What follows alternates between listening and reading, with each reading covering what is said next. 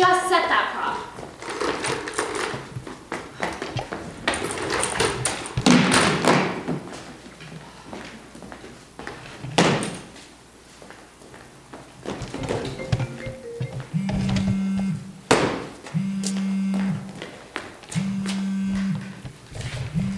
Jeremy?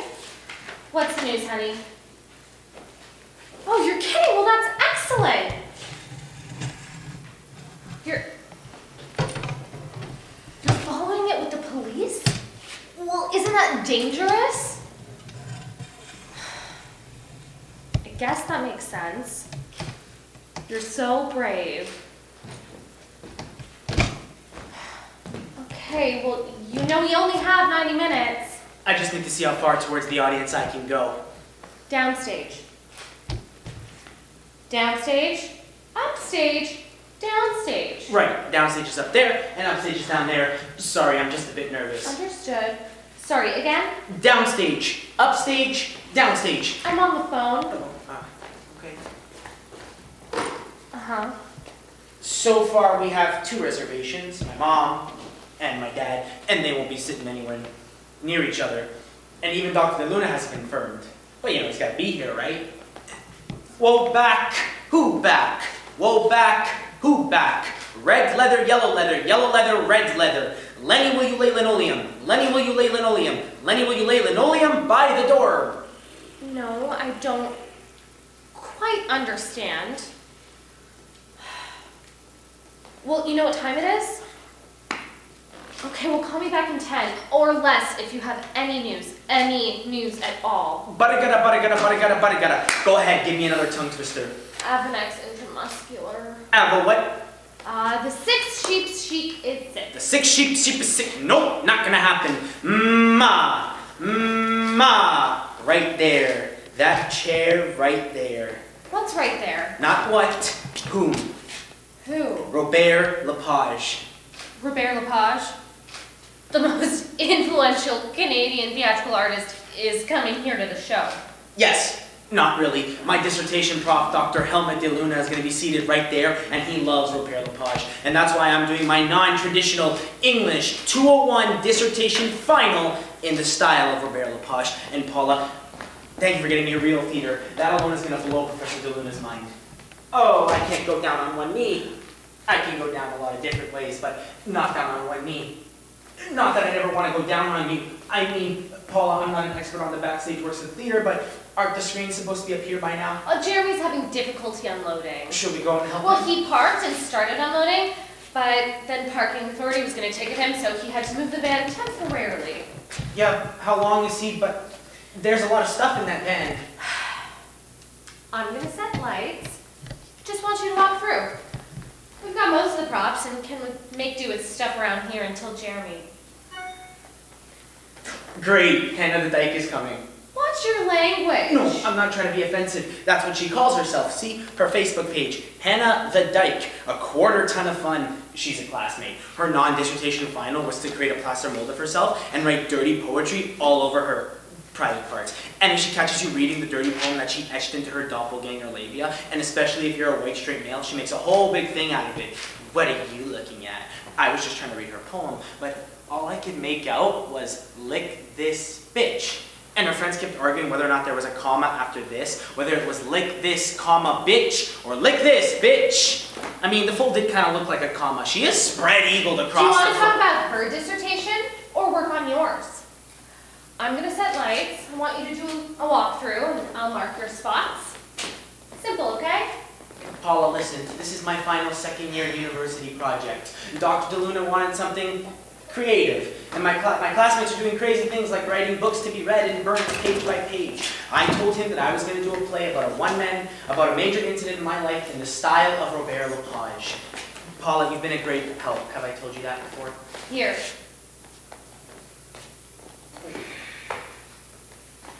Use this as your bike and your handlebars until... Let's go cue to cue. Here is my prompt book. You enter upstage left. Right.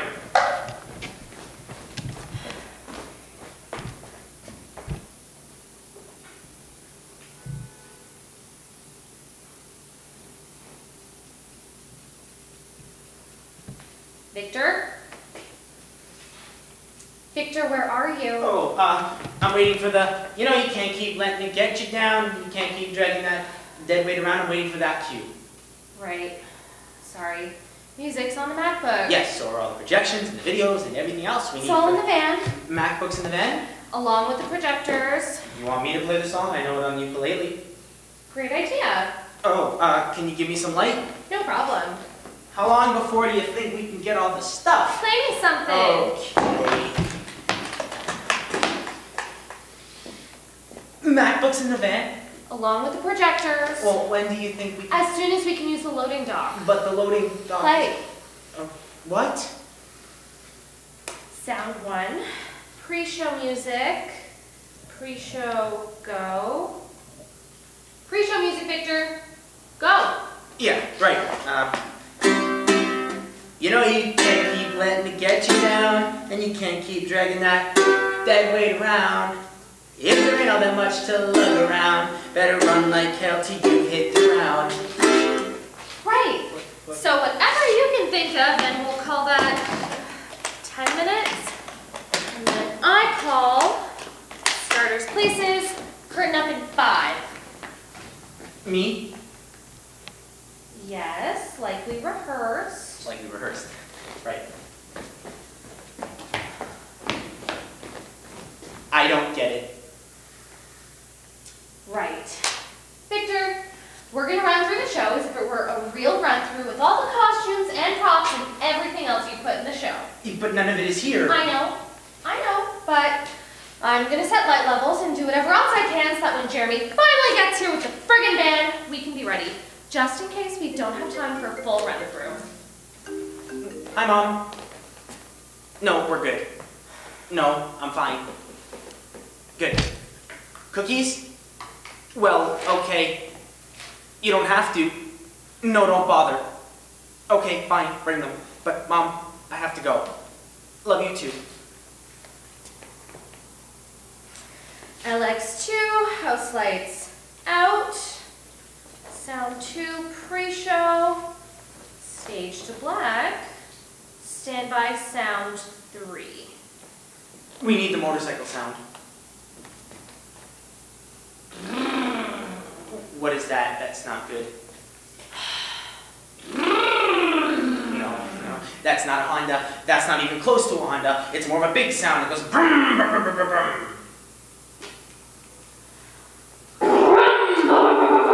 Get off the stage.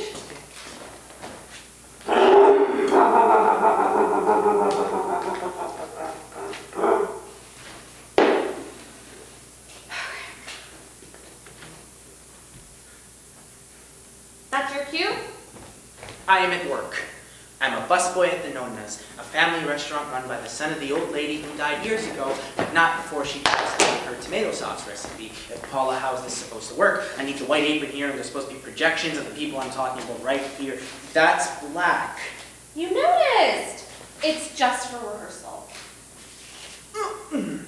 2 Italian women about this height come in and make the sauce, and an old guy with a face like he's just sucked a lemon and speech filled with profanities in at least 2 different languages comes in and makes all the dough for the breads and pizzas. And then he goes home for a nap. At least that's what he tells Tony he's doing. What he's really doing is taking a walk to the gentleman's club a couple blocks over, and then he comes back with glitter in his hair and his mustache. Sweet old guy. He only uses about 5 words, and 2 of those are in English.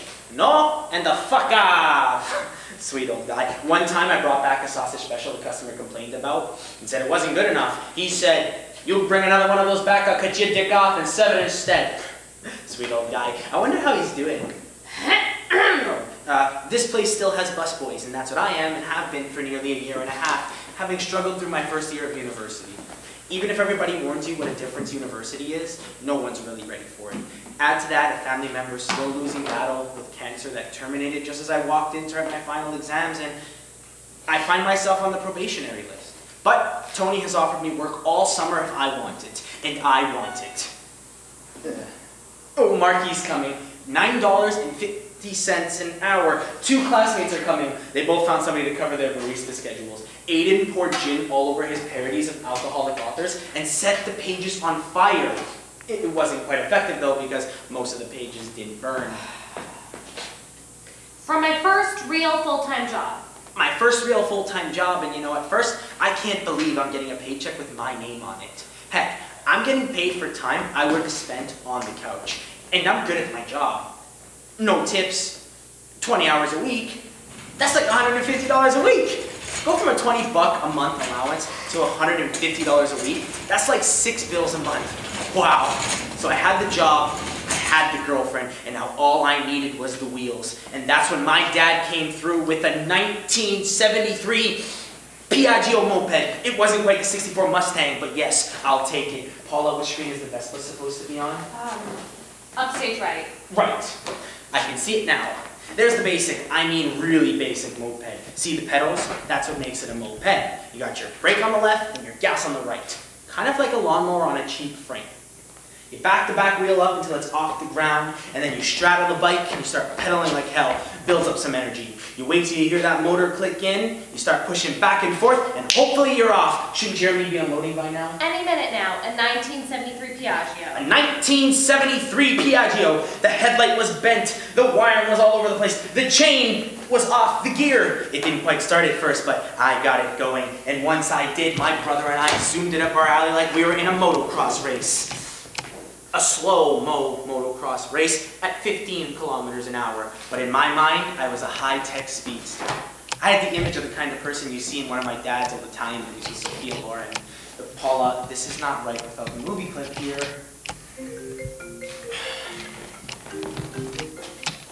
Yes, Dad. 7. No latecomers. You know how you... No, well, Mom is... Cookies. No, well, she's... Chocolate chip, wow, same as Mom. No, okay, it's fine, bring them. But Dad, don't be late. I have to go, I'm in the middle of rehearsal. I know I shouldn't have my phone on during rehearsal, Dad. Bye. My dad, he's made chocolate chip cookies too. We'll have a bake-off. Paula, without the visuals here, I'm not sure this is working. Just keep going. I'd pull up to my then girlfriend's house, give her a helmet, and she'd hop on the back of my bike. And then we'd take off to school. Running clubs often passed us. Women pushing their baby strollers could easily keep up with us. Christy's coming! Nice! She took the Griffin Prize winners' poems, cut them into little pieces, and then sent them to Dr. DeLuna every day for a week. They must have been good because DeLuna was so scared, he called security. The cops caught Christy and were going to charge her. DeLuna gave her a 90. He said he'd have given her a perfect 100 if she'd have gone to court and spent jail time. But I had wheels, motorized wheels. Except the chain kept on jumping off the gear thingy, and then I had to get Dad to pick me and the bike up, and then I had to spend hours loosening and tightening bolts. I could ride the bike. Don't even get me started on how much it cost. Paula, this is supposed to be the financial breakdown chart. It's supposed to go in here, and you see the cost to obtain the licenses. Vespa song. Oh, okay. Now.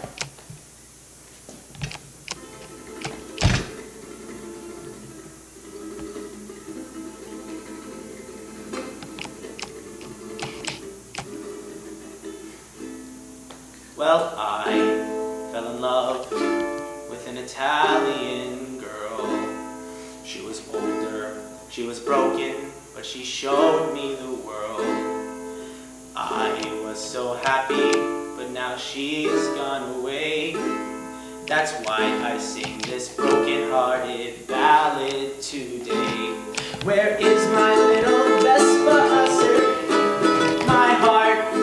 Where is my little Vespa? Is she whole or all apart? We met in the summer in an old factory. She was sad, she was lonely, so I took her home with me. I took her apart, I fixed what was broke. Every wire, every tube, every single wheel spoke. I fixed all I could, and we had so much fun. But every 40 minutes she would refuse to run. Where is my little Vespa, does she? Why could I not make her stay? Her body was weak, she needed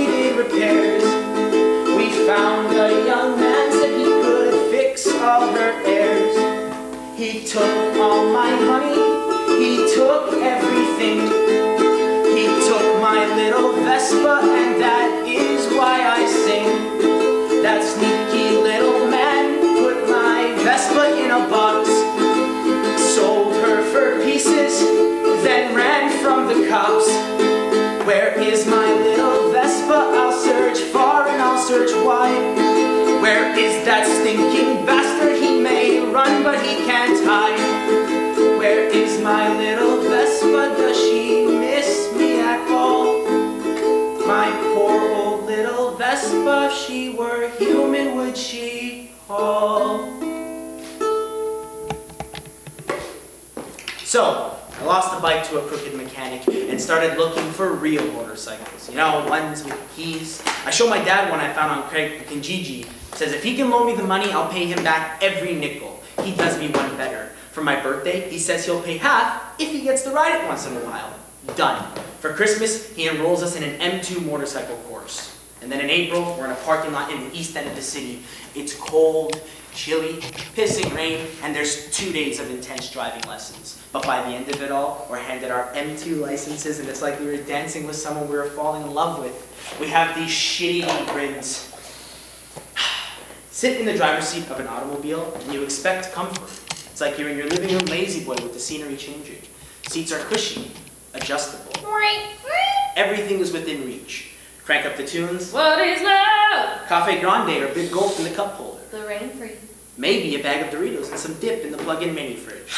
Talk on the phone. Oh, hey, Kids watch movies. There's a snake in my boot. Dogs jump from the back to the front, to the back, to the front again, all the while the picture outside, the windshield changes, and you barely even notice a highway. But on a bike, you must first be aware of the weather before you even straddle that engine. And whatever the weather, it will be hitting you at between 50 and 110 kilometers an hour. Parts need zipping, belted, open for air, or closed for safety. Then, it's kickstand, key, clutch, on, start. 1, 2, 3, start.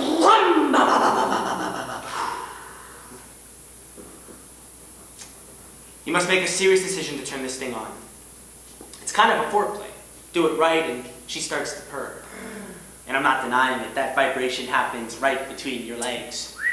Your senses come alive. They have to. That road the SUV waddles on may have oil, sand, animals, pothole, water. On a bike, those are disasters waiting to pull out your wheels from underneath you. She teaches the rider to be more than a passenger. You must be an artist. You must see and hear and feel it all. The magnolias before Kentucky Derby Day, the lilacs in June, morning bakery's fragrances, bus fumes. All the while you must be aware of who is in front, behind, and on either side of you, lest they forget that you are there. Bugs on your helmet, or in your teeth. If you want her to change lanes, you lean. No sudden movements. Avoid the hot asphalt, the patch of water, the dead skunk in the middle of the road. Hold on, be aware, but find that relaxed spot. And once you do, it's a 360-degree vision of the wonders of the world. And she'll take you places you never thought possible. I can't say it's love at first sight for everybody, but it was for me. Paula, I need water.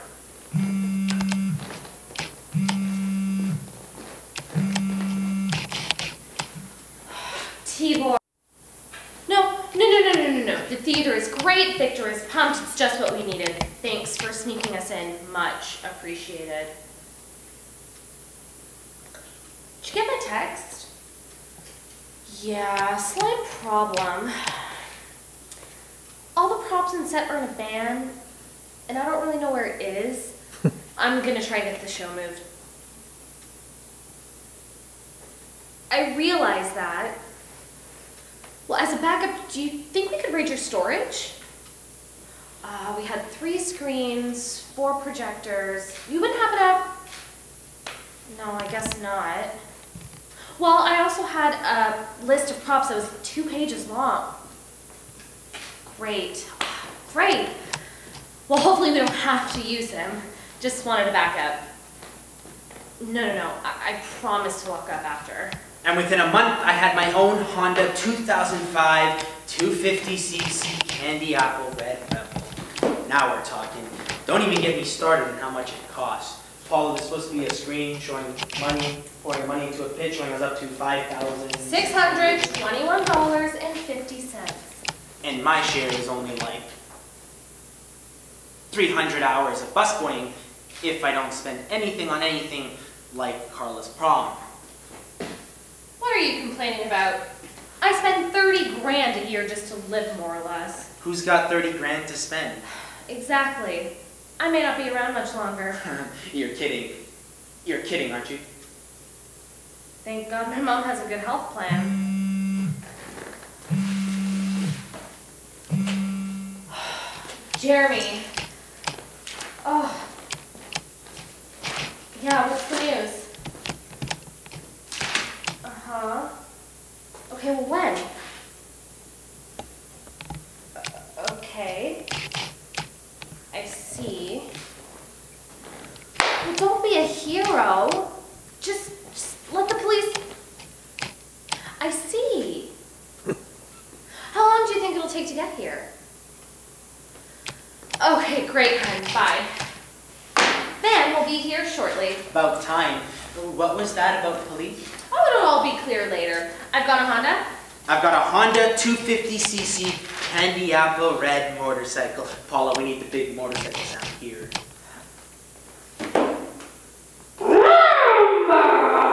I'm 18, I have a job, a candy apple red rebel, and a girlfriend that I'm taking to prom.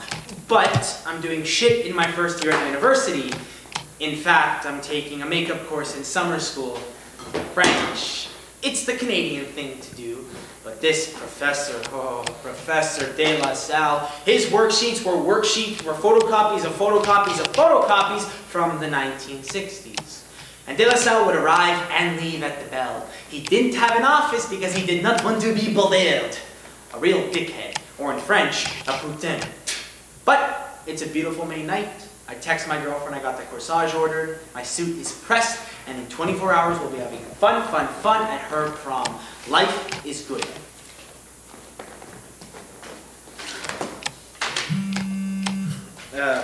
I gotta take this. Hi, Mom. I'm still in rehearsal. Who? Uncle Pete. Aunt Mary Lou, too. And the girls. Right. You know, Mom, it's just a little dissertation. It's not like it's anything on Broadway. Uh-huh.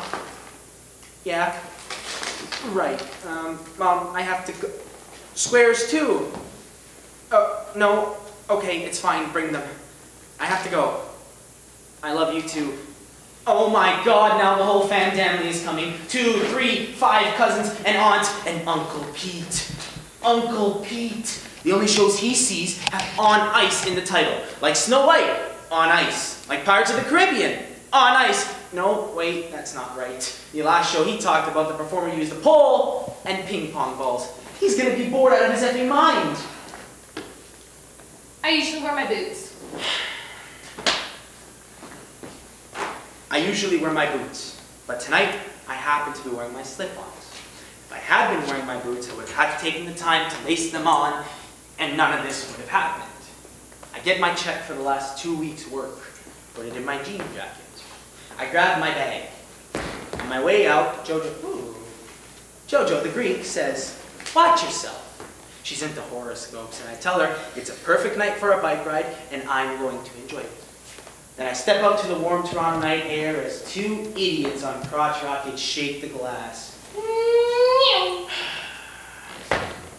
Key in the ignition, kickstand, on start, 1, 2, 3, start. Yeah, oh yeah. Oh, right, I put on my helmet. What? Nothing. No, tell me. Just keep going. No, tell me.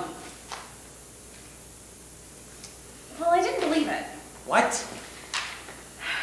I didn't believe you put on your helmet. You didn't believe it? What? Well, you know, some actors, even in rehearsal, when they're using a prop, I really believe that I'm seeing them use that prop. Do you know Eric Peterson? Who's that? He's the old guy from Corner Gas. All right, he's fantastic. I like him. He's a friggin' good stage actor, too. So you're saying... Well, it's not a criticism. I just didn't see a helmet. You didn't see a helmet? Not really. You didn't see a helmet because it's in a Rubbermaid prop box in a van somewhere. I take off my helmet. Put on. What? You put on your helmet. I put on my helmet. Much better. Strap it tight, and I'm off. Nice. Such a beautiful night. I stopped for gas. Full tank for less than $5. I guess I'm not watching what I'm doing, and some of it spills over a little bit. Shit. No problem. I'll just ride the long way home. That way I can burn off some of the extra. The world's a great place. As I get on the lake shore, there's a rider up ahead, so I move into the staggered position. We nod to each other as we stop at Royal York. No way. That's a 650 Triumph Thunderbird. I'm riding with the wild one. Only bike I'd want more is a 1953 Vincent Black Shadow. We get close to my home and I'm thinking, when will I ever get the chance to ride with that bike again? I'm just going to show this guy to Mississauga. Maybe I'll stop by my girlfriend's and then head on home and study for Dickhead's French class. Perfect. You can hum any one of the hokey songs from my dad's playlists, from Born to Be Wild to Born to Run, but I prefer I Don't Want a Pickle, I'd rather ride my motorcycle. This is the perfect night. Next thing I know is I'm no longer holding my handlebars. Now what, Paula? Where's the harness? How am I supposed to fly if I don't have the harness?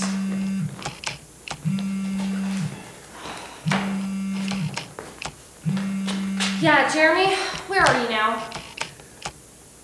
Actually, I thought the sky and the road kept on changing places really fast. Like, sky, road, sky, road, sky, road. And I'm thinking, how's that happening? And then splat.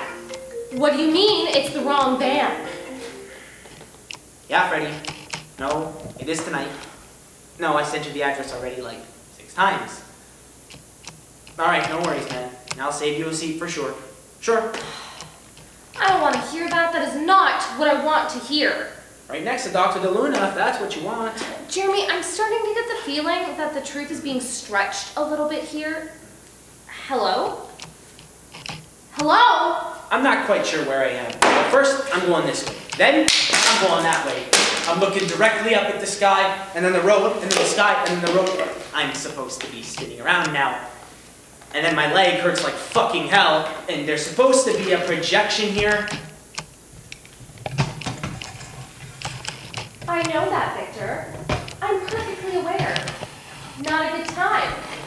So like for 15 seconds. So for like 15 seconds, everything is silent. I hear the wind and nothing else. And then when I finally stop hitting the pavement, hyper sounds. I hear every piece of dust, every pebble.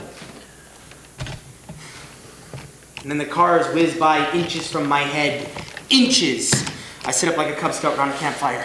Good, I can sit. I take off my helmet. Excellent. Head, good. Neck, good. Collarbones, nice. Chest, great. Balls, 1, 2, okay, I still have them. Great. Thigh, oh my god, great. Shin, shit. There's a chunk of something sticking out where my ankle should be. Well, that certainly shouldn't be there. I yank it out and there's a gush of blood like an oilman struck pay dirt. I'm shocked and puzzled at the same instant. I can't believe all that blood is coming out from my... Hold on. I see a problem here. I see a big, big problem here. There's supposed to be, what, 8 characters that are supposed to be on screens in the next 4 minutes that aren't there?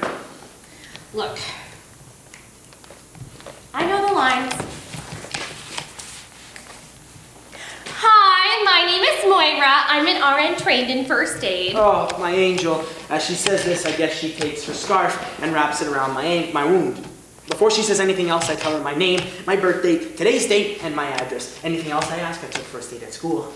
She stands up and I try to, no, bad idea. Well, impossible idea. I take off my backpack. Decide to call my dad.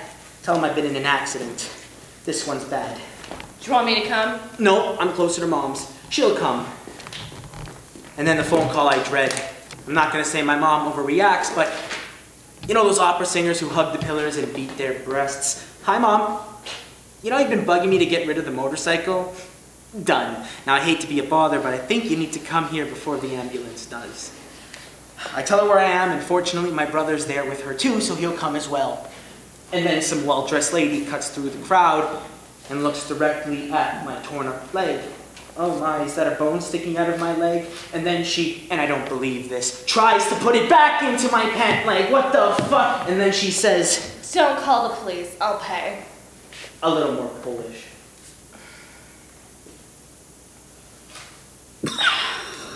Don't call the police, I will pay. Better. I will work on it. What? That's the driver. I saw the whole thing, man. She just missed me by inches. The guy on the Thunderbird, he had this weird Owen Wilson voice. I think he was an accountant. Wow. I saw the whole thing, man. She just missed the bird by inches. The biker, the nurse, and I all cannot believe what the woman just said. Instinctively, I say, what? And then she repeats, don't call police, I will pay.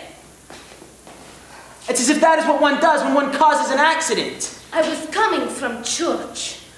They serve alcohol in your church, do they? What kind of church has a service at 10:30 on a Wednesday night? The well-dressed lady walks back to her car. She has on very high heels and a very short skirt for a lady that I judge to be in at least her 60s. There's a piece of her fender missing from her car. Oh, I've been hit by a car. I look over. I've been hit by a brand new Bavarian Motorworks Gran Turismo. Those are nice, well-built cars. Ow, ow, ow, ow, ow, ow. Now I'm seeing the flashing red lights of some kind of vehicle. A Mazda Miata screeches past me leaning on his horn. Another driver gives me the finger. What the fuck? You think I want to be laying here in the middle of the road? Oh my god, okay, I think I might be missing my girlfriend's prom. I better call her. Hi, Carla. I don't think I'm gonna make it to prom. What now? I was in a little accident. Sure. You're taking this very well. It's not so little. What's that sound? Oh, it's an ambulance. Nope, it's a fire truck. Fire truck? Bye, I love you. Neck brace. Never mind, I will act it. Good idea. I'm lying on the ground with a neck brace on. As a precaution, the firemen say. Next thing I know is I see the shoes of the shiny shoes of a police officer.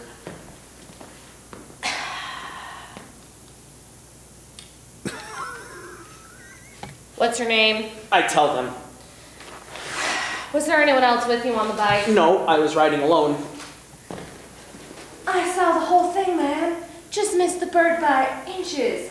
When I want you to talk, I'll ask. Driver's license and vehicle registration. Oh, it's in my backpack. I'll get it for you. And the cop takes my backpack from me. And at that moment, I hear my mom shout in. I can't see her because I'm lying flat on the ground, but I definitely recognize her voice. What are you doing with that? My mom takes the backpack from the cop and tells him she'll get whatever they need out of it. And for that, I am forever grateful. With those two cops, who knows what they might have planted on me? I'm not trying to say, but, you know, they certainly didn't inspire much confidence in the police force. They were trying their best to blame me for the accident. How fast were you going? 50 kilometers an hour, maybe less. You sure? Yes. Oh, holy shit, this is starting to hurt a lot. Racing the other rider? Racing, what? How much alcohol have you had tonight? None. Where are you traveling from? Work. Where do you work? I work at the Nonas. The EMS guys show up and are patting me down. Where does it hurt? Oh, I don't know, but I'd say it's centered in that giant hole in my leg. Oh, shit. No, I'm better now, it's fine. What drugs have you had tonight? None, unless tomato sauce is now considered a drug. Right about then, the woman who says she's an RN turns to the cops and says, My name is Moira. I'm a registered nurse. I was walking right over there, and I witnessed the entire thing. That woman in the black car, well, she made a U-turn from the outside lane and hit the young man you see on the road right in the leg. You can see the damage on her fender, and the fender that was in his leg is right here. Get out of the car, lady. We need to talk. As the cops are talking to the RN and the EMS are doing their job, my mom and my brother walk over. Victor! Mom, I'm so sorry. My mom has a look on her face that's kind of like horror mixed with pissed offness, and you don't want that look on her face because all of a sudden her Irish heritage rage can kick in, and let's just say that if the BMW had hit her, it would have had to have been towed to the scrapyard. But she kind of has it together. My brother, on the other hand. Yo, bro. Oh, that looks serious. Where's the bike? I don't know. Somewhere over there. No way. Holy shit. What? Nothing. No, tell me what? Nothing. Where'd you get hit? In my fucking leg. Where do you think? I mean, where were you when you got hit? On my bike. I kind of knew that. I mean, James, don't talk to him. He's had a concussion. Actually, I think it's best if you do talk to me, and the EMS guys are efficient. One puts me in a neck brace and the other pats me down like guys done. Paula, we need to have those photos up. As nasty as those cops were, we need to have the EMS guys' photo up. They were the greatest. I'm working on it. I'm lying on the ground as they pat me. Honestly, I haven't been doing anything wrong. I don't drink, I'm not even 19 until November, and I don't smoke. The EMS guy is calling over to his buddy as he pats me down. You know, arm, Okay. chest, Okay. neck, Okay. and then he says, We don't have to check the leg. I can't see anything because they have a horse collar on my neck. I move to my side, and then a board is slid under me. And then I'm lifted off the ground. Oh, yeah, I'm lifted straight onto a gurney. Paula, the bed. How am I supposed to... The bed, Paula. Yeah, so I was thinking, can we skip this and get back to... Impossible. What do you expect me to do? Crawl up on the air? Hello? Hi, Dr. DeLuna. Yes, 7 o'clock. Looking forward to it. I've saved you a seat. No, not that it's a full house. Yes, it's a real theater. No, really. Okay, see you soon. Break a leg. Very funny, sir. Auf Wiedersehen. And the next thing I know, I'm in the ambulance. I feel a heck of a lot safer in there. The EMS guys tell me the two cops were idiots. They didn't know how to use the breathalyzer, so they weren't going to test the cop who hit me. The lady who hit me. The pain in my leg almost makes me forget that not 25 minutes ago, I was thinking about the prom and what a fantastic night it is. On a scale of 1 to 10, this pain is a 90. I start to think about the accident for only the second time that evening. It becomes an addiction. The damn thing runs and reruns in my mind every time I try and not think about it. Every time I get into a car, every time I try and sleep. I don't really know how to describe the pain in my leg. Drop a frozen turkey on your toes. That hurts. Maybe even break something. Now move that memory of pain about 4 inches above your ankle and have the big bone stick out through a hole in your skin because a 2,000-pound turkey just smashed into it. No. Use a hammer. Use it with 2 hands and give it all you've got and hit yourself in the shin. No. Use a sledgehammer. Get the biggest guy you know to swing that sledgehammer right about there and then multiply that by about 1,000.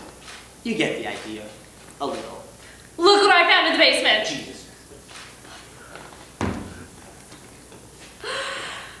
We're just gonna give you a shot of morphine. No, I don't take drugs. Not even ask. Ow! Oh my God. Maybe I should take a little bit. Right here. Come on, please. Oh my God, oh my God, oh my God. Come on. I hear the answer. I'm out again. Which is good because this leg is starting to hurt like a toothache times a million. And then I pass out. When I wake up, I feel a nurse changing my bandages for what feels like the 10th time. And I think, geez, I don't think I'm going to be able to donate blood next week. You know what's odd? The first time I went to Merde, it was messed up too. But I could walk and everything. I don't know, I felt like a faker. Well, I feel even worse now knowing how long you waited. Hope I didn't jump the line. Here. How's this? Was it an accident? No, I went there on purpose. No, was it an accident that brought you to the ER? I guess. Go for my wake up.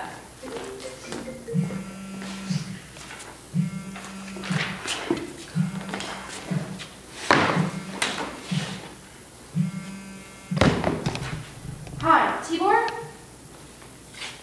Yeah, I found a few things. What else have you got in storage? No, I don't know if the band's gonna make it.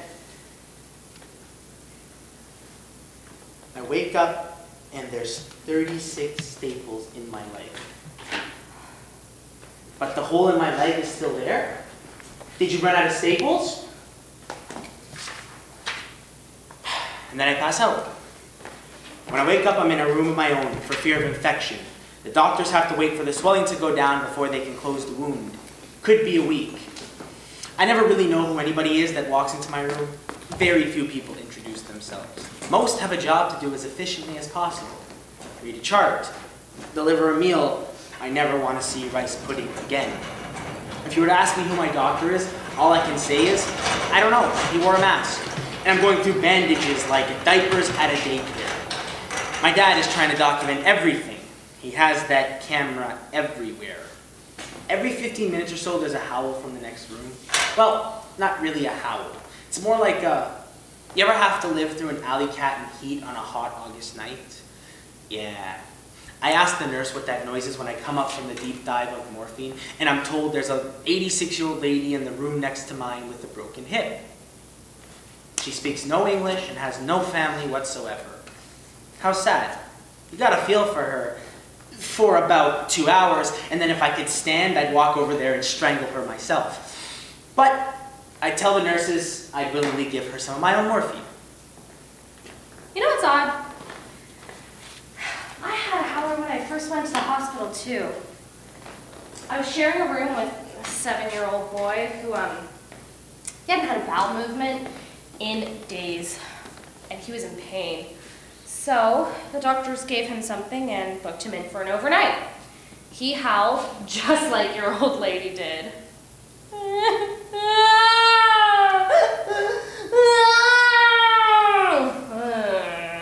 Not much fun, is it? What happened to him? I guess whatever they gave him worked, because in the middle of the night, he beelined it to the washroom. Then there were sounds like he was gonna lift off, like a shuttle launch, right off the toilet. He could have farted the whole alphabet. Brian Webley's coming. You know Yelp kind of rates restaurants? Well, Brian Webley created a Yelp duplicate that rated his ex-lovers. It caused a bit of panic at school because most of the lovers overlapped. And the last one, a guy, really pissed off not knowing Brian was bi.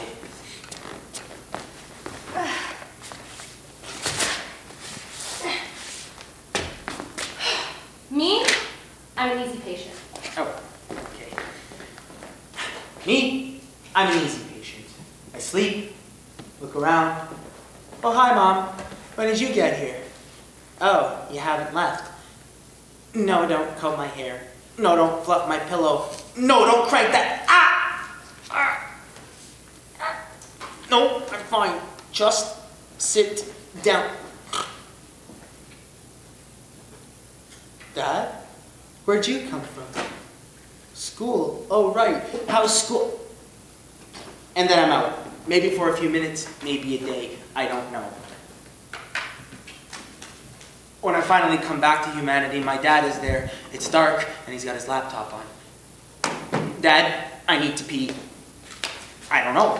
Help me out. I haven't been out of bed yet. What time is it? 11:30. Morning or night? Night. Okay. Oh, no. It's just the blood rushing to my... Ah! Fuck! Oh, I just forgot to put my foot down. Not a good idea. Not at all. I'm starting to feel all dizzy and sweaty. Dad, give me the crutches. Please, give me the crutches, Dad. No, I still have to go. No, I don't want the bedpan. I tried it earlier when Mom was here. I don't know how they expect you to do it when you're lying down. It takes me and my dad about 10 minutes to get to the washroom. Every time I try and move, the line going into my arm gets all tangled up. Every time I try to move that arm, ow, the needle in my vein moves. Hurts enough just to make me forget my leg. My leg. If you'd asked me a week ago what a tibia and fibula were, I would have thought you were ordering off the Bombay House menu.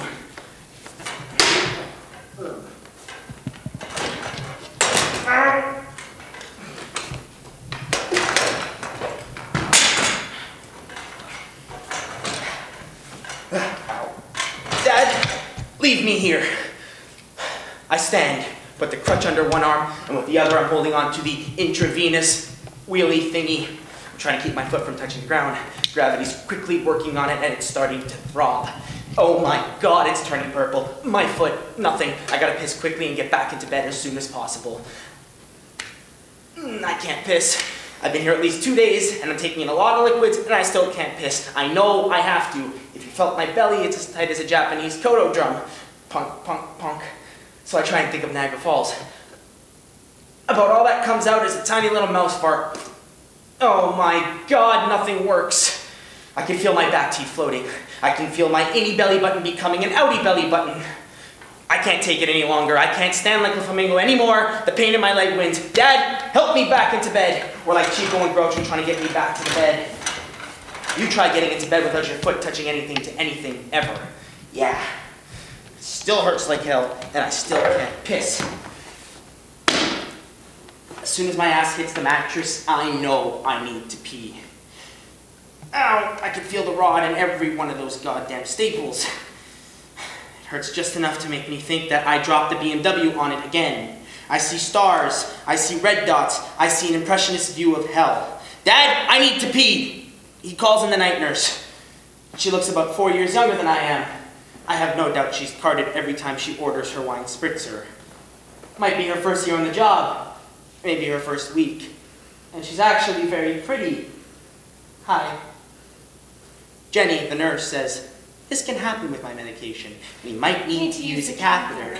Who's we? I don't know what that is, but my dad has a look on his face like it's not something very pleasant. I thank her and tell her that I'll think about it. Oh my God, it hurts. Dad and I go through the whole routine again. I even put my hand under warm water and nearly fall over. Dad hops me back into bed. I feel the rod in every one of those goddamn staples every time I try and move. Finally, I say, Dad, I need the catheter. For a moment, I'm sure I'm seeing double. But nope, there are 2 nurses on this shift, and neither of them looks old enough to vote. And Dad's kind of smirking. Dad, if you take a picture, I swear to God, I'm going to shove that lens so far up your ass you won't need a colonoscopy. What the hell is that? The other nurse has pulled out what looks to be a 3-foot-long metal straw. Okay, maybe it's only 8 inches. Part of me thinks it must be some kind of compliment if they think I need a needle that'll go 8 inches into the tip of my... Oh my God. These 2 recent grads flip on their latex gloves, snap, snap, they lift up my gown, and here's Popeye, kind of half-mast. Not from seeing the nurses, really. It's kind of one of those semis guys get when there's no place for the piss to go, but right at the spout. Yeah, and I still can't piss. It's kind of like a water hose. When you leave it lying there and you turn the water on and it gets hard. Yeah. Stephanie, the other nurse, is holding it with the littlest of her fingers, she's trying to get a cannelloni needle to stand up on a table. She's making sure there's nothing sexual about this. Holding it with the littlest of her fingers, touching the Victor Jr. Yeah, and I still can't piss. And all of a sudden, like a miniature fucking sword swallower, this steel rod is guided into the tip of my... Oh my God, it's surprisingly cold. Oh, I'm starting to feel somewhat better. And then Stephanie stops. She has to change bags. I filled a whole liter of this stuff. Nice. Soon the valves open and we're shipping the goods south of the transfer again. I've never felt so happy in my life. I'm starting to feel somewhat better now. Well, as good as you can be, propped up on your elbows, staring at your dick alongside 2 nurses, and your dad, who, by the way, has turned a shade of gray, almost feeling this himself. He's even stopped joking about it. And then she stops again. Why? She has to change bags for the second time. They've never seen anybody fill 2 liters of this stuff. Well, stand back, ladies. I'm sure there's more of me where that came from. Is there a Guinness World Record for this? Somewhere after that 3rd liter, I'm feeling much better, and I'm sure everything will be all right. They slide the needle out of me, and within minutes, I'm sound asleep. What? What's the matter? Nothing. No, again with the nothing. Tell me. 1 catheter. 1? Yeah? I don't know, I guess it's more painful for guys. I have to catheter at least 3 times a day. At least someone did it for you. You know, when I learned, it was me, a nurse, and a hand mirror. So, what do you think?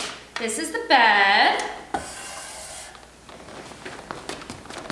That as the screen. We can use hats and props for all the characters. Oh, I'm gonna be sick. Nerves getting to you? Oh, I don't know what I was thinking doing a play at all. I'm way out of my comfort zone here. Yeah, well, nothing great was ever created when one was comfortable. Yeah, that's what I need, Paula. Platitudes. No, look, I'm totally grateful for you stage managing my dissertation, giving me brilliant suggestions, teaching me what downstage is. Who would have thought down was up and up down? And where the hell is Jeremy? Freddie's texting me with the address again. Oh, I texted you already, Freddie.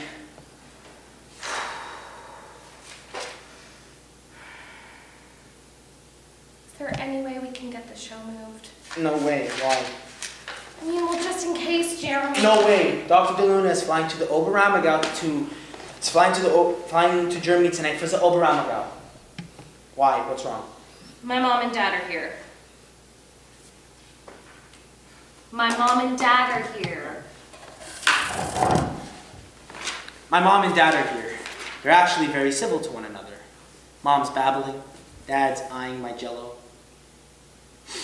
I've got my laptop on. Friends FaceTime me, send me clips from the prom. The doctors say that they're not going to close the wound. They're going to keep it clean and let the skin grow over it. It's too deep for a graft and too large to staple. I'm not going to lie. This is a very depressing night. I hate that woman in the Beamer. And I'm not hungry no matter what my parents bring me. And I'm always dizzy. Every time they change that fucking wound, it hurts like hell. Especially if I don't keep it elevated. And that woman in the next room is constantly making her sound. Can't something be done? 3 days and we're going into the weekend. Nobody's telling me when I can go home. Friends Skype me from the basements, coffee shops, pizza parlors. I should be happy. I should. But all I am is pissed off that they can go wherever they want, whenever they want, and I'm stuck bleeding in a hospital bed next to the howling witch. My dad brings me some yarn and some needles. It's a scar fight started before the holidays. Dad, take it home. I don't want it. Around 3 in the morning, I'm lying wide awake, feeling really sorry for myself, lonesome and bored, and I think, my life is over. I'm totally fucked. I'm never going to be able to do anything ever again. My life is over. I know how you felt. Sure you do. You know, I hate when people say that. So do I. That's why I never said it. What do you mean you know? Oh, Victor, I gotta sit down. Are you all right? Touch of vertigo. Short of sleep.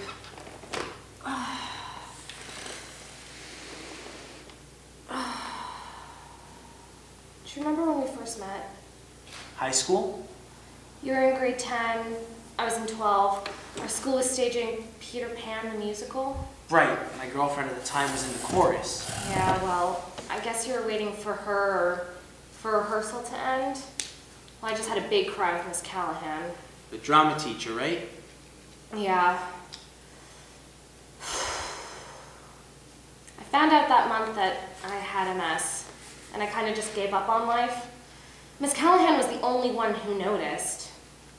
said, "Paula, what's the matter? Something's bugging you." I just burst out into tears, like big, heavy kind of things. I thought I was gonna die, or at least be in a wheelchair by graduation, which was only a month away. She kind of let me let it all out. And then she patiently asked me, "Well, what do you want to do after high school?" I said, "Well, I want to do theater. Maybe teach." "Well, then that's what you have to do." And then she stopped me. She said, "Paula, I look at my classes, and I see so many students with skills and talent, and only about 1 in 1,000 actually use that talent. The difference is the others have found their excuse. Now, if only my parents had paid more attention or hadn't divorced, if only I had more money, if only I could put down my PlayStation or cell phone." She kind of said you had to live. Do the best you can with every chance you get. Don't look for excuses. I was pissed at her. Like, she wasn't sympathetic. She didn't put on that face like, "Oh, that's too bad." I only realized later she cared more. So she leaves. My eyes are red, my nose is snotty, and I look like shit. And then you come along. Come back. And you offer me a chocolate chip cookie. Homemade. With or without pecans? With, I think? Probably Dad's. Maybe Mom's. Well, you sat there and you talked to me about how weird high school is while I ate the cookie. It was such a good cookie. Chocolate was dark, there's oatmeal, hints of orange and vanilla. I just thought, I keep feeling sorry for myself all the time. I'm gonna miss out on all this fantastic stuff. You know, you can't go back in time. It's only pointed in one direction, and every moment better be appreciated. You know who else likes my mom's cookies? Freddie Gearhart. Again, I texted you the address already, Freddie. Really nice guy. Doesn't always play by the rules, you know. I knit him a scarf in our advanced research methods class. It was the only way I could stay awake. I know he's smart. He's read all this European stuff. Günter Grass, Hermann Hesse, Bertolt Brecht. The guy speaks 5 languages. His project presentation was an empty parking lot. Seriously, he brought us to the Ryerson parking lot and there wasn't a single car there. De Luna laughed, ha! And said, "There is nothing there for me to mock." Freddie took it well, didn't say a word. He's the kind of guy that's always baking, if you know what I mean. I'm not sure if what he did was brave or completely stone stupidity. But then De Luna wondered, where are all the cars that should be here? De Luna then realized his Volkswagen should have been in that parking lot. De Luna found it that night in his own garage. When I looked around the parking lot, I realized someone had written native names of rivers and trees all in the cracks. Go from, my life is over.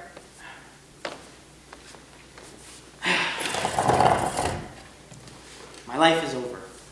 I don't want to watch YouTube. My friends are asleep. Dad's asleep in the chair.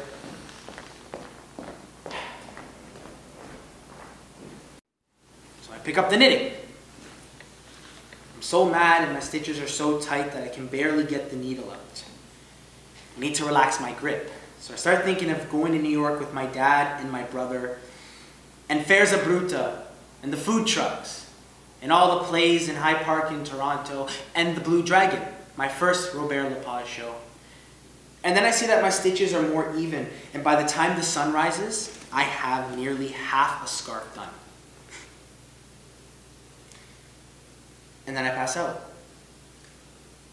When I wake up, I ask my dad for more yarn and some needles. And then automatically the accident reruns in my mind like an earworm piece of music. And here come the happy volunteers. In an hour, Nurse Katerina will be by to change my wound, my bandages. An hour after that, the nutritionist will come by with the lunch that I won't eat. Even if it's so bad, even my dad won't touch it.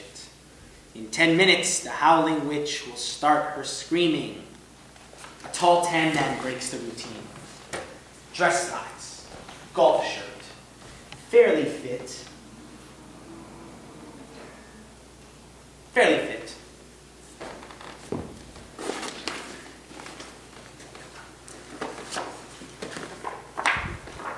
He introduces himself to my father as Dr. Something. Am I being released from this palace of boredom? Not quite, but the man does come with a plan. Hospitals do not like to discharge patients unless they are sure they have a safe place to return to. By safe, we mean are there steps? If so, are there handrails, guardrails in the bathroom, rugs? You know, Dr. Something seems really nice. Yeah, turns out to be a real scammer. Forged my name on a bill for $50,000 and sent it to my insurance plan for a recovery plan he's written for me without having me once checked out.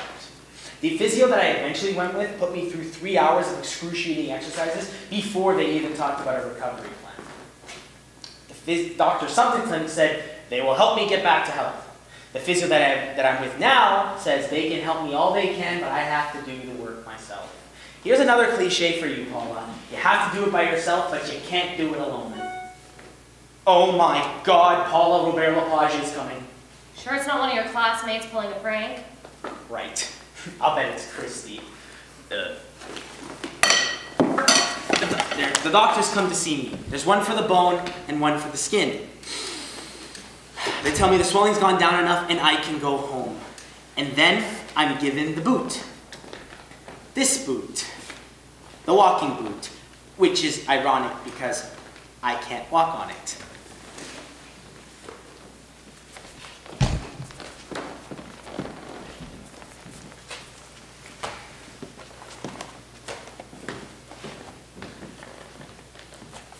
Jeremy! Still looking for the man? With the police? Well, where are you? Where exactly are you? Well, we're in the West End. Oh, it's odd. Yes, that's very odd. Oh, because I just went outside. Yeah, just stepped outside this very theater, and you'll never guess what I saw parked no more than a block away. The rental van. No, Jeremy, not another van that looks just like the one we were using. It's the one we're using. The exact same one. What the hell is going on?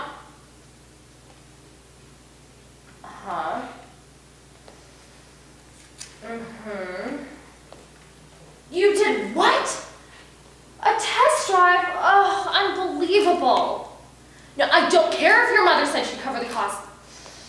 That's not the point, Jeremy. You mean it was never... Jeremy Stanton, you get your big fat ass over here as fast as humanly as possible. Because I need the keys to the goddamn van is why. When I have an audience. No, I can't move it, Jeremy. Jeremy? Jeremy! Oh my God, why didn't I see it? Why didn't I see it? See what? What's the matter? You've been keeping it from me, haven't you? Oh my God, how could I have been so blind, so stupid? I thought we could make it work.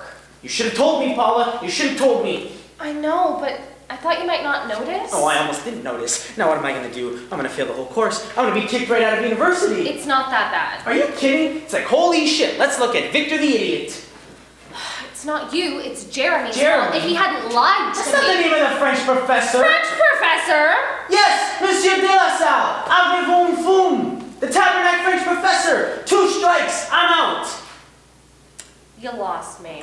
You see, 1, de la Salle is French. 2, he's a professor. Go on. Monsieur de la Salle is French. Robert Lepage is French. Dr. de Luna loves Robert Lepage. Dr. de Luna loves French. I make fun of French Professor de la Salle. Okay. 2. Professor de la Salle is a professor at my university. Dr. de Luna is a professor at my university. 2 strikes, I'm out. I think it's 3 strikes. Not if I hit a high foul ball and it's caught. Then that's not a strike, really. Strike 3! I suck at metaphors. An English major who's bad at metaphors. There, dumb dead, shut the curtains, close the lights, I'm going home. Victor, I don't think DeLuna's gonna care. It's a very small part of the show. But if I hadn't had to take that course, I wouldn't have been on that bike, on that night, in that spot. And if you were born 2 minutes later, none of this would have happened either. Well, that's ridiculous.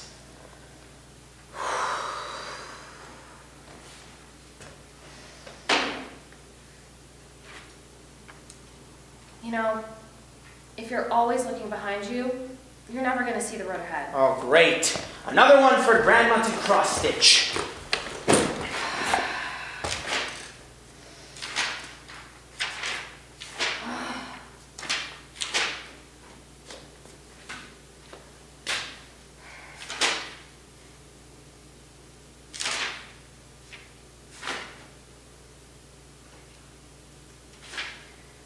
Where's your knitting?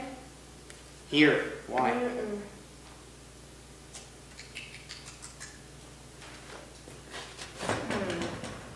Wait. Here, the script. Here, where you say, in fact, I'm taking a makeup course in summer school. French. French, yeah. See what I'm doing? Just cutting it out, see? Just skip to... It's a beautiful May night. But it's a beautiful May night. See? It works. No one's wiser. Personally, I don't know why you're so worried about Deluna liking the French. You know, historically, Germans and French didn't get along too well. Okay, yeah, you're right. Let's go with that. Okay, now get your knitting. Why? I have something to tell you. Why didn't you tell me you had MS? What? You have MS. You didn't tell me. Well, I don't put it down on my resume. It's not like it's gonna get me jobs. Are you all right? The show, Victor, we're talking about your mortality here. Are you gonna die? That's a stupid question, and we've got to get moving. I don't get that either. It's my big mistake. No, it's a nice tattoo. I like the shape. When I got multiple sclerosis, I told everyone I had it. And then when they would ask me what MS is, to simplify it, I would just wave my arms around until their eyes glazed over. I got tired of explaining it, so I just got it tattooed on my arm instead. That's MS? No, this is a nerve. See this part? This part is a good nerve, like yours and most of mine. There's a coating over it so that the signal goes from here to here without interruption. So the middle part here, that's the cerebral cortex, and the outer layer, that coating, that's the myelin. So in my brain and spine, my immune system is eating away at the coating so that, you know, the signal doesn't always go where it should. The medication I'm on, it weakens my immune system, so it's not as aggressive on that coating. How they figured that out, I'll never know. But I'm grateful, even if it does cost a fortune. You know, I have this expensive inconvenience, but I'm in a profession that pays poorly. Kept on using it as an excuse, though. You know, whenever I would get mad or sad, overly emotional, loud, I would just blame it on my MS or my medication and point to my tattoo. So I found out I've got this thing, but it isn't really me. It's a fine line, because not everyone needs to know, but I need to learn when to tell someone I need help. Knit. Okay. 4 hours ago, Jeremy called me and said there was an issue with the van. You said that. Said he had trouble with the parking authority. Yeah, it gets worse. So, while he was parking the van, he saw this.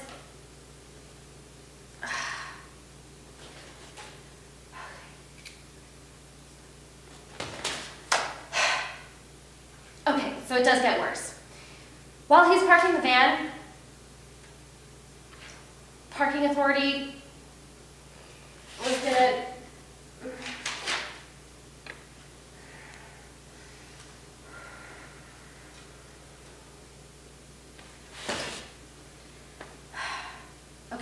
the van. While he was moving the van, well, he thought he had time to get something to eat. Okay, not a surprise. While he was gulping down his double cheeseburger and fries, he called and said someone stole the van. What? But he said he immediately called the police and that they went looking for it, and then he said they found it. You're shitting me. Then he called and said it was the wrong van. Oh, I don't believe this. Yeah, I found it a bit of a stretch myself. This is my final. I know. If I don't ace this, I'm gonna be kicked out of university. I understand. I'm still on probation. I understand. I have to do this tonight. I understand. God damn it, Paula. I wouldn't have got your shitty asshole boyfriend to drive the van. I wouldn't have to Hey, do now, this. wait a second. We had to get him to drive the van because I can't drive the van because of my condition and you won't drive the van. I can't drive. I have PTSD. So, that's why we had to rely on Jeremy. Oh crap, there goes my entire university career. Hello, the known-us. Maybe they'll give me my busboy job back, if I could stand long enough. After Jeremy called me, I called Tibor. What is a Tibor? He's the stage manager here. He's the one letting us use this space. You know, I had to pull in a lot of favors just to get this for the one night. I'm totally grateful for that, Paula. When I told the professor my dissertation was in a real theater, his one eye lit right up. The other one's kind of a lazy eye, so I'm not quite sure what it's doing half the time. Well, Tibor said that we could use anything that we find in their props. So is that why you were pulling out all of this stuff? I knew we could patch something. Do they have screens? I couldn't find any. Projectors? One, Oh. no bulb. Even if they did, laptop. Is in the van. I could call this Steerite 3. Now, don't get mad at me. Why would I get mad at you? It's not like it's your fault. I did trust Jeremy. No, he did his best. The van's outside. What? They found it? A block away. Why didn't Jeremy move it? He's not there. Where is Jeremy? Well, I mean, he just, and then he, it's a long story, no time. Shh, there's no keys. Where are the keys? Jeremy has them. And where is Jeremy? I said long story, no time. We start in 30 minutes, Paula. 30 minutes. If we push the curtain till 8, we can tell everyone that we're having technical difficulties. We can still do this. Call your family, text all your classmates and friends, tell them we need help unloading. I'm gonna go unlock the van.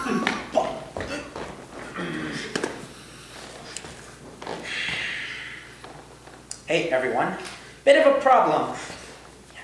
Need help unloading van, might have to hold show, come ASAP.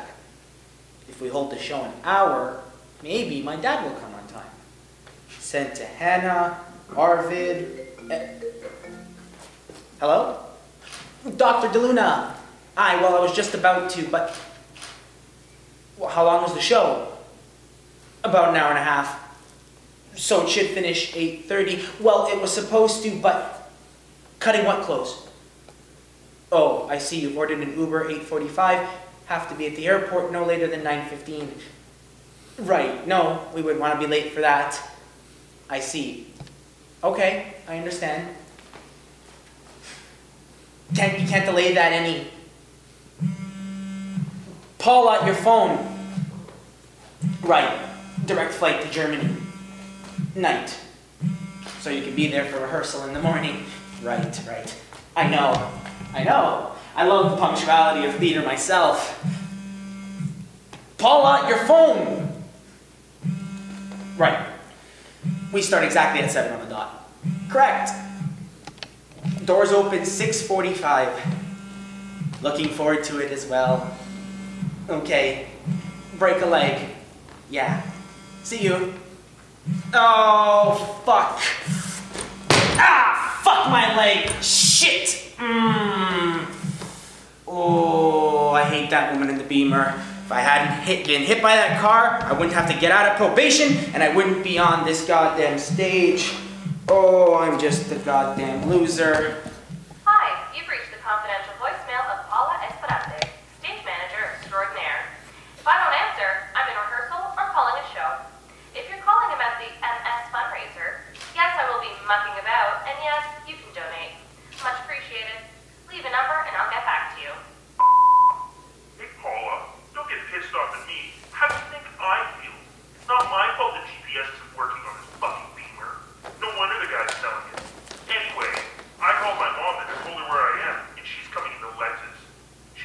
here any minute and I'll follow her back. I'll drop off the car and get to the van. You unload that shit and I'll take the van. Good luck getting all that stuff back to Victor's dad's garage. You know, I feel like I'm not being appreciated. Oh, I got the laptop. Everything's there. Everything's safe. It's a block away. It's not even a block away. It's more like half a block. More like just half a block. Did you get your replies? From whom? Your classmates, friends, family. You know, if we boot it, we can get this up in 42 minutes. I thought you said the van was stolen. Oh, well, that's what Jeremy said. Can we? And funny how the thieves brought it back. Yeah, it's strange. We can figure that out after the show. Where did you say Jeremy is? I said he was following it with the police. And how did the thieves get a key? Victor, find me a bucket. Why? I think I might throw him. Okay. Here.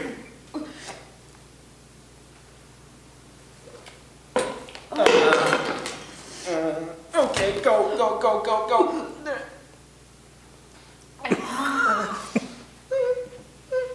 Okay. Are you all right? Touch of vertigo happens sometimes. I'm on this new experimental drug. The side effects are kind of wonky. They say this one will either stabilize me or give me brain cancer. You're kidding.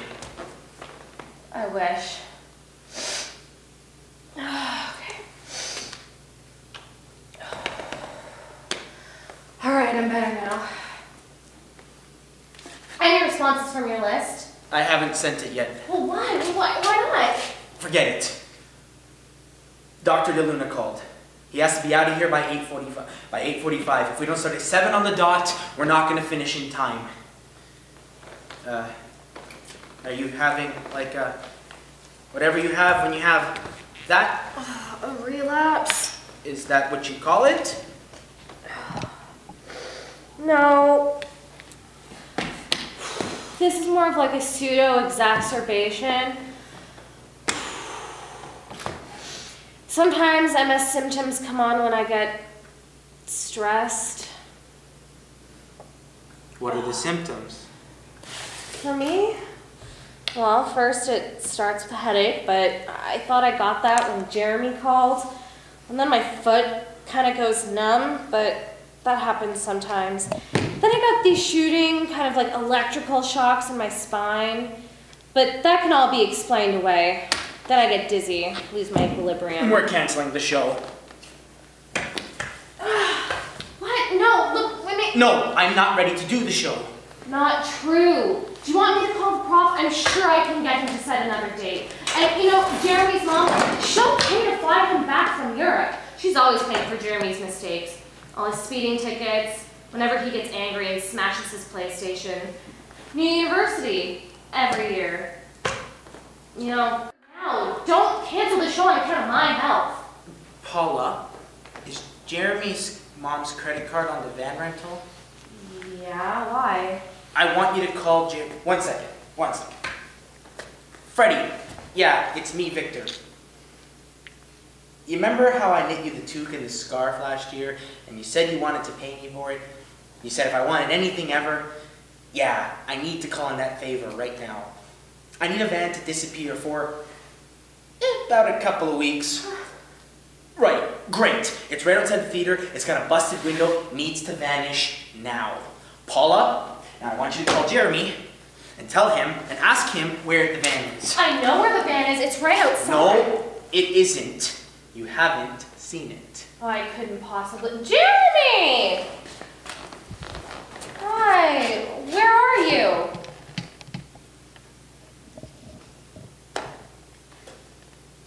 About 20 minutes away, at most. So you're not with the van? Well, because it's not there. No, I just looked and it's not there.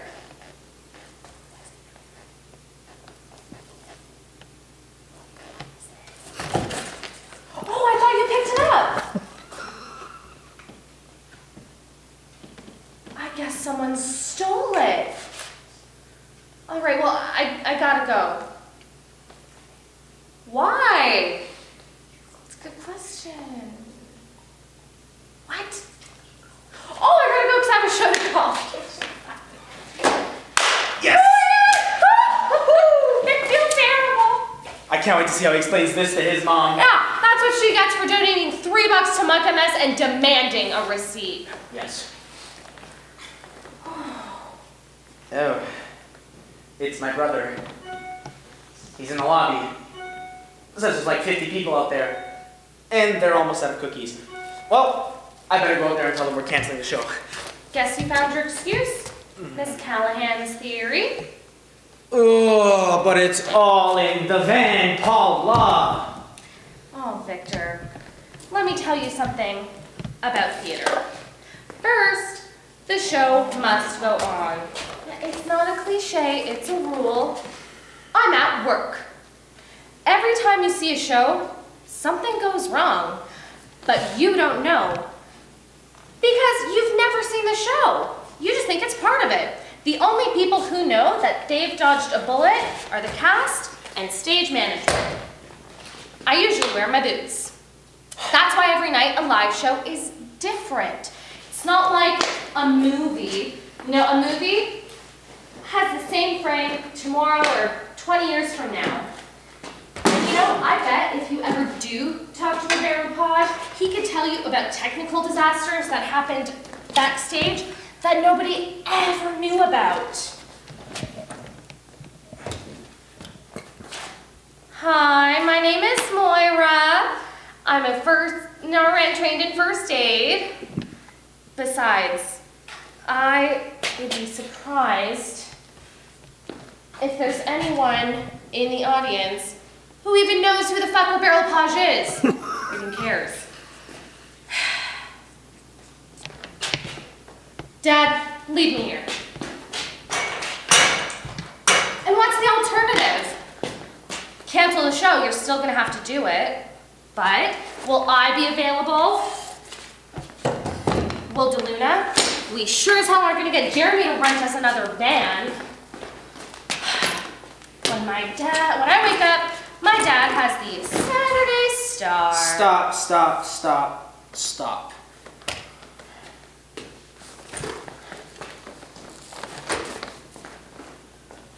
But we haven't even walked through the horrible pain of physio and finding a lawyer and the discovery. I'll bring up the lights, you step into it. Anything else I'll cover. It's a one-man show. No, it's not. You know, someone once told me, that's life. You can do it by yourself, but you can't do it alone. Okay. It's Jeremy's mom. Well, I only need a 50 to pass the course. Getting the theater most likely got me that. When the cookies probably got you another 10% easy. All right, don't answer that. You have a show to call. I do. And after this, I'm taking you to the no-nest for the biggest freaking calzone you've ever seen. Close the curtains, shut the lights, let's get on with the show.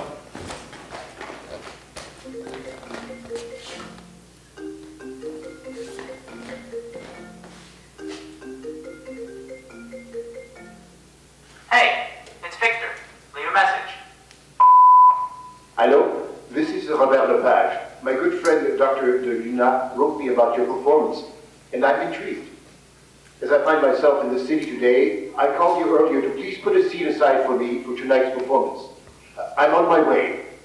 Thank you very much. Looking forward to it. Merde.